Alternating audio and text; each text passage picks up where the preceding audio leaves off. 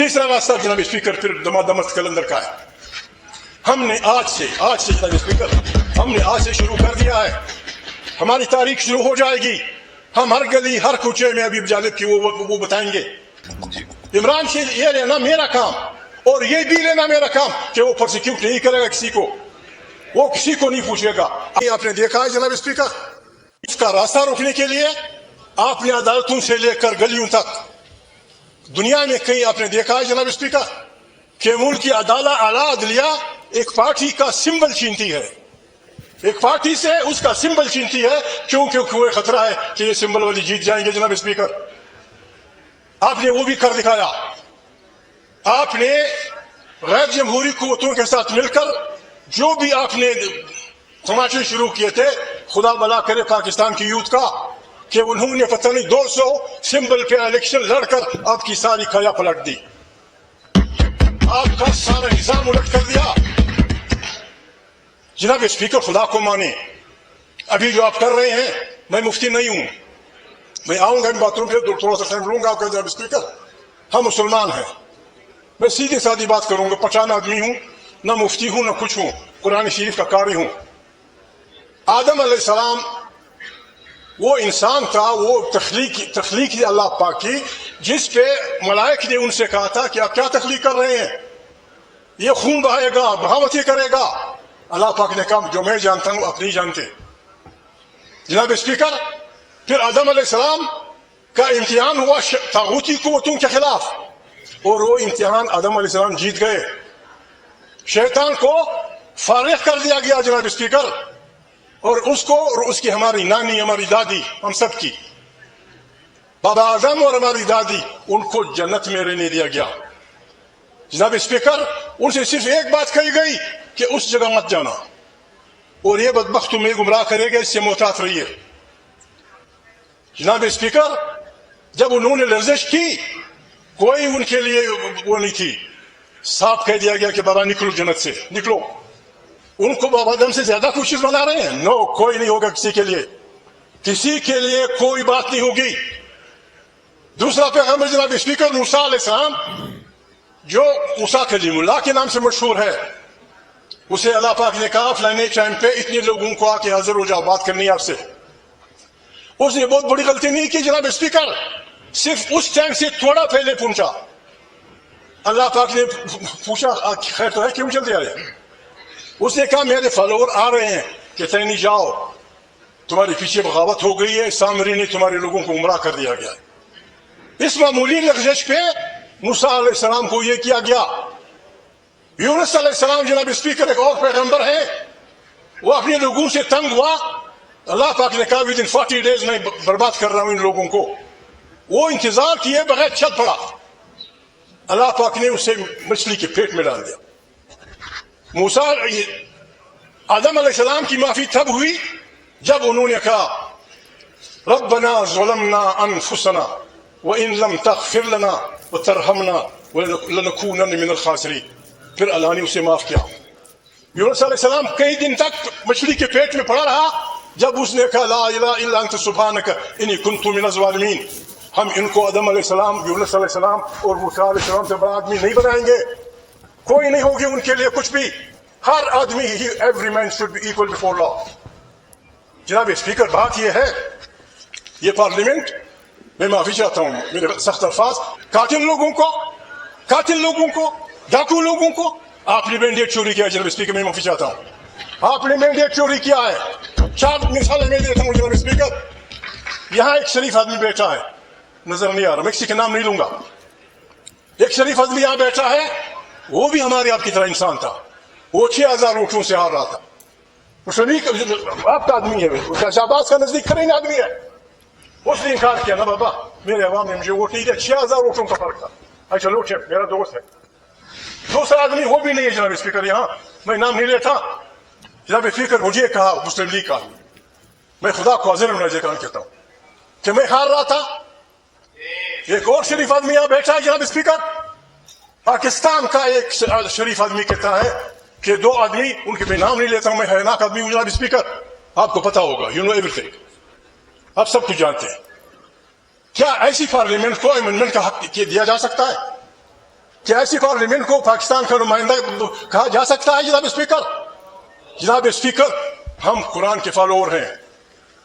اللہ پاک، میرے بھائی پی ٹی آئی والے کی ایاک نعبد و ایاک نستعین، اس کے بعد قرآن کریم، بعض بڑے مفسرین کہتے ہیں کہ قرآن کریم اصل میں الحمدللہ کے بعد اس لیے شروع ہوتا ہے کہ الحمد شریف میں جو انسان کچھ مانگتا ہے اس کی تفصیلات قرآن کریم میں ہے.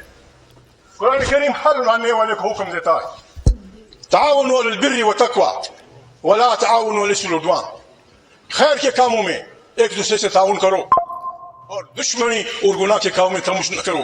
عمران خان جیل میں ہے جناب اسپیکر، میں نے اسے نہیں پوچھا، میں آپ کو لکھ کے دینا چاہتا ہوں قرآن کریم کے صفحوں پہ، اس ہاؤس کی مضبوطی کے لیے، پارلیمنٹ کی طاقت کے لیے، آئین کی بالادستی کے لیے، عوام کے حقوق کے لیے جو بھی آپ امینڈمنٹ لائیں گے، انکنڈیشنل سپورٹ ہے ہماری آپ کو، انکنڈیشنل سپورٹ. اور جب جناب اسپیکر آپ حملہ آور ہوں گے آئین پہ، آپ 70 سال 76 سال 75 سال کی ہماری قربانی کو آپ یوں ہی طوفانوں کے حوالے کر دیں گے، ہم ہاتھ کا ہاتھ پکڑیں گے. جناب اسپیکر، میں تاریخ تحفظ آئین پاکستان، جناب اسپیکر آپ اس کے گواہ ہیں، تاریخ تحفظ پاکستان لوگوں نے اس وقت بنائی جبکہ آپ کے ارادے آپ کے ذہنوں میں تھے، جبکہ آپ کے ارادے، لیکن سیاسی کارکن سمجھتے ہیں 1.5 سال پہلے انہوں نے آئین کی دفاع کے لیے تحصیل بنائی ہے، آج وہی آپ کے مقابلے میں کھڑی ہوگی. آئین تحفظ پاکستان کا اعلان ہے. جناب اسپیکر آپ سے بھی ریکویسٹ ہے، پاس گاڑیاں ہیں، جن بچوں کے پاس ٹیپ ریکارڈر ہیں، جن کارکنوں کے پاس تحریک انصاف کے ہوں، جس پارٹی کے ہوں، حتی MQM کے جو بھی ہیں، جناب اسپیکر ہم نے آج رات تمام پاکستان، گلگت سے لے کر چترال بلوچستان کی ساحلوں تک، جنوب مغرب میں، ہم نے تمام پاکستان کے شہراؤں میں ابھی جانب کی اس گیت کو لوگوں سے کہنا ہے کہ سناؤ سارے پاکستان کو، نہیں مانتے ہم نہیں مانتے. یہ ہم چلائیں گے، آپ کو اپنے کانوں میں جناب اسپیکر رویاں ٹوٹنی پڑیں گی. ہم شہباز کے گھر کے سامنے بجائیں گے، یہ ہم MQM کے بھائیوں کے سامنے بجائیں گے، ہم لوگوں کے ضمیروں کو کریں گے. اس قسم کی بانا پاکستان کی بربادی ہے. جناب اسپیکر اس سے نکلنے کے راستے میں بتاتے ہیں. جناب اسپیکر اگر آپ سے نکلنا چاہتے ہیں، آپ کو خوف ہے عمران خان سے، آپ کو خوف ہے تحریک انصاف سے، میں اس شریف آدمی سے نہیں ملا ہوں.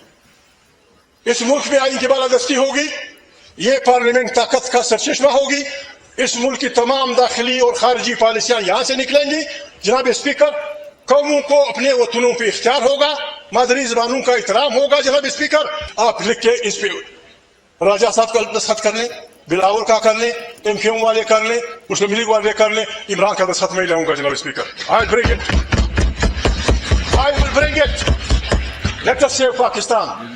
پاکستان کے بچنے کا ایک ہی راستہ ہے. جناب اسپیکر کتنے بیروکریٹ کے گھر کینیڈا میں ہیں، کتنے تاجروں کے گھر فلانے میں ہیں. جناب اسپیکر بچانے کا ایک راستہ یہ ہے جو میں آپ کو بتا رہا ہوں. آئیں بسم اللہ کریں، توبہ کریں. میں توبہ کرتا ہوں. عمران سے یہ لینا میرا کام اور یہ بھی لینا میرا کام کہ وہ پرسیکیوٹ نہیں کرے گا کسی کو، وہ کسی کو نہیں پوچھے گا. آئیں ایک دوسرے کو سمجھائیں، آپ بھی بھولیں ہم بھی بھولتے ہیں، آپ بھی توبہ کر لیں ہم بھی توبہ کر لیں. تیسرا راستہ جناب اسپیکر پھر دمت کلندر کا ہے. ہم نے آج سے جناب اسپیکر ہم نے آج سے شروع کر دیا ہے. ہماری تاریخ شروع ہو جائے گی. ہم ہر گلی ہر کوچے میں ابھی جانب کی وہ بتائیں گے. ناظرین اکرام، اپوزیشن لیڈر نے قومی اسمبلی میں دھوم مچا کر رکھ دی. انہوں نے حکمرانوں کو ان کی غیرت دلائی اور ان کو کہا کہ تم ہارے ہوئے لوگ کس طرح سے 25 کروڑ عوام کی قسمتوں کا فیصلہ کر سکتے ہو. تم سب کو پتہ ہے کہ تم لوگ ہارے ہوئے ہو اور تم عمران خان سے ڈر رہے ہو. اور میں یہ کہتا ہوں کہ عمران خان تمہیں کچھ کو نہیں کہے گا. میں گارنٹی لے کر دیتا ہوں کہ وہ تمہیں پراسیکیوٹ نہیں کرے گا، نہ تمہارے خلاف وہ کیسز کرے گا. اس لیے تم بھی توبہ کرو اور ہم بھی توبہ کرتے ہیں اور آگے بڑھتے ہیں. ناظرین کرام، محمود خان اچکزئی نے آج اسمبلی میں ایسی تقریر کہ حکومت کو چاروں شانے چت کر کے رکھ دیا. اسلام آباد اور دلی کے بعد بنگلہ دیش کے دارالحکومت ڈھاکہ کا نمبر آ گیا. جی ناظرین کرام، ڈھاکہ میں چھوٹے پیمانے پر بم دھماکے ہوئے ہیں. دھماکوں کی شدت تو لو لیول کی تھی، لیکن ان دھماکوں کے ذریعے جو پیغام دیا گیا ہے وہ پیغام بہت اہم ہے. पहले तो आपको ये बताऊं कि ये धमाके जो है नाज़रीन इकराम होने के बाद बांग्लादेश में सिक्योरिटी जो है उसको टाइट कर दिया गया है, क्रिसमस की तकरीबात को मनसूख कर दिया गया है और इसके अलावा जो सियासी इज्तिमात थे को भी फिलहाल के लिए बंद कर दिया गया है। और इन धमाकों में जो मेन टारगेट था वो यूनस सरकार को खबरदार करना था कि आप पाकिस्तान के साथ कुर्बतें ना बढ़ाएं, क्योंकि इन धमाकों में नाज़रीन इकराम यूनस सरकार का जो ढाका में मौजूद बैंक है जिसका हेडक्वार्टर है ग्रामीण बैंक, उसके बाहर जो है बम धमाके किए गए। अगल के ये लो लेवल के धमाके थे क्योंकि मैंने आपको बताया कि इसका एक बहुत बड़ा पैगाम था, बहुत बड़ी जो वो धमकी दी गई है इन धमाकों से और उनको बताया गया है कि आप जो है भारत के हाथ में ही रहें, बांग्लादेश को भारत की कॉलोनी से बाहर ना निकलने दें। तो बांग्लादेश के इस वक्त चीफ एडवाइजर हैं मोहम्मद यूनुस, ना सिर्फ उनको धमकाया गया है बल्कि नेशनल सिटीजन पार्टी बनी है बांग्लादेश की यूथ की जानब से बनाई गई है, जो हसीना वाजिद को उतारने के बाद जो बांग्लादेश में एक इनकलाब बर्पा हुआ और उसके बाद वहाँ के यूथ ने एक पार्टी बनाई थी नेशनल सिटीजन पार्टी, उसके दफातर को भी निशाना बनाया गया है और साथ साथ वहाँ पे जो पब्लिक ट्रांसपोर्ट है उनको निशाना बनाया गया है। यानी कि कुल मिला के ये एक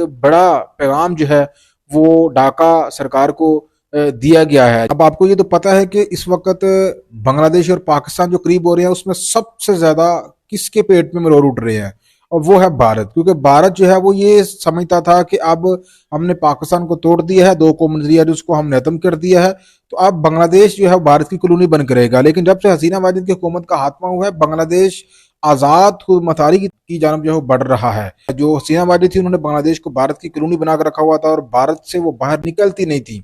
अब जो यूनस सरकार है उन्होंने कुछ इंडिपेंडेंट फैसले लेना शुरू किए हैं, उन्होंने पाकिस्तान के साथ ताल्लुकात बेहतर करने की कोशिश की है, चीन के साथ ताल्लुकात उन्होंने बढ़ाए हैं, अमेरिका के साथ ताल्लुकात बेहतर करने की कोशिश कर रहे हैं। कह लीजिए कि बांग्लादेश की खुद मुख्तारी की जानब बढ़ रहा था, जो खुद मुख्तारी का ख्वाब देखा था उन्होंने पाकिस्तान से अलहदगी की सूरत में, वो ख्वाब उनका पूरा नहीं हो रहा था। तो उस ख्वाब को पूरा करने के लिए आज़ाद खारजा पॉलिसी जो है वो बनाना शुरू की, तो भारत जो है उसको ये सब हजम नहीं हो रहा था। और आपको ये भी पता है कि पाकिस्तान के जो high level top military delegation है उनका बांग्लादेश का विजिट और बांग्लादेश की मिलिट्री डेलीगेशन का पाकिस्तान का विजिट, और हालिया दिनों में पाकिस्तान नेवी शिप का जो बहरी जहाज़ है वो बांग्लादेश के पानी में पहुंचा और पाकिस्तान नेवी के जो चीफ हैं वो ढाका में इस वक्त मौजूद हैं और वहाँ पे एक्सरसाइज होंगी दोनों ममालिक के दरमियान, और जिस तरह से इनका इस्तकबाल किया गया पाकिस्तान के नेवी शिप का, तो ये सारा भारत की ये बुनियादें हिला रहा है। देखें ये अहम चीज है कि एक ही दिन जब इस्लामाबाद में धमाका हुआ उसी दिन ढाका में भी धमाके हुए, तो ये एक बड़ा मैसेज है दिया जा रहा है दोनों ममालिक का जो मुश्तरका दुश्मन है भारत, उसकी जानब से। यहाँ पे रीजनल पॉलिटिक्स जो है वो चेंज हो रही है। पाकिस्तान के ज़ेर असर है अफगानिस्तान, वो भारत की जो है वो जोली में जाके बैठा हुआ है इस वक्त, और जो बांग्लादेश था जो हसीना वाजिद के दौर में भारत की जोली में था, आज वो पाकिस्तान के साथ कुर्बतें बढ़ा रहा है। तो ये एक नया चेंज आ रहा है। तो पहले भारत पाकिस्तान के सरहद को जो है अपने लिए खतरा समझता था, लेकिन मैं आपको बताऊं कि बांग्लादेश की सरहद के साथ भी उसने बड़े पैमाने पर फौजी ग्रीजन जो है वो बिल्ड करने का फैसला किया है। यही वजह है कि उन्होंने पाकिस्तान की सरहद के साथ तो बड़े पैमाने पर फौजी मशकें शुरू कर रखी हैं, बल्कि अब वो बांग्लादेश की सरहद के साथ भी फौजी मशकें जो है वो शुरू करने के लिए उन्होंने नोटम पे नोटम जारी कर रहे हैं। बे ऑफ बंगाल में उन्होंने मशकें शुरू करने का नोटम जारी किया। तो ये कुल मिला के भारत जो है अब उसको बहुत ज़्यादा मरोड़ उठ रहे हैं कि बांग्लादेश और पाकिस्तान जो है वो दोबारा से एक होने की तरफ बढ़ रहे हैं। तो इसी वजह से भारत ने वहाँ पे ये अच्छी हरकत जो है वो की है धमाकों की, और यूनस सरकार को प्रेशर में लाने की कोशिश किया।